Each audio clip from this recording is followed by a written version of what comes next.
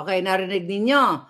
So, hanggang ngayon po, January, mahigit isang taon, yung drama-drama ni Swansing, walang nangyari. Kongresista nyo yan dyan sa Sultan Kudarat. At yan ngayon ay kasama na sa partido nila Marcos Jr. Kaya wala talaga mangyayari sa bayan ninyo kasi puro kasinungalingan, puro panglilin lang ang ginawa ng gobyernong ito.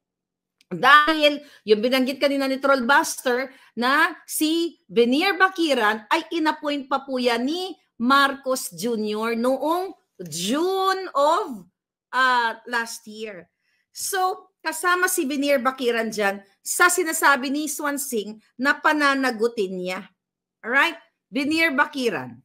Tignan natin ang kanyang picture dito.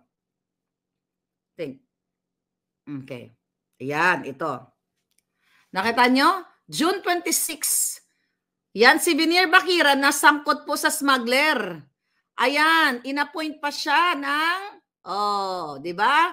Sa Bureau of Customs, Deputy Commissioner. Paano nga asahan ninyo, mga kababayan? Dahil si Benier Bakiran, ayon sa ating source, at nabanggit na natin yan, at nandiyan naman sa dyaryo yan, dyan sa mga online, na siya ay numero 1 smuggler at protector sa agricultural products.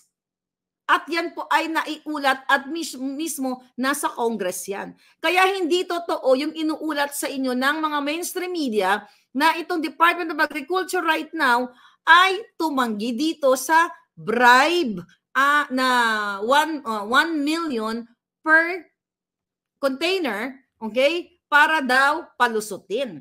Ngayon, kasinungalingan din ng gobyernong Bangag na sinunog nila o ng DA Secretary na sinunog nila itong mga kontrabando na ito kasi wala naman silang maipakita ng ebidensya. Dapat, di ba, nakatutok lahat. Ito, sabi ko nga, gamitin nyo, jutak nyo.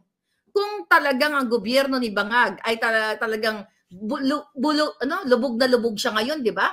At ang kanyang trust rating, lubog na lubog, -8. Talagang ang tao, sukang-suka na. Nakita nyo naman po yung ating survey dyan. Please watch dyan sa ating YouTube channel at sa ating Maharlika kung anong nirereklamo ng taong bayan. So again, mga palangga, itong si Benier Bakiran to, panahon pa to ni Aquino. Palabas-labas lang.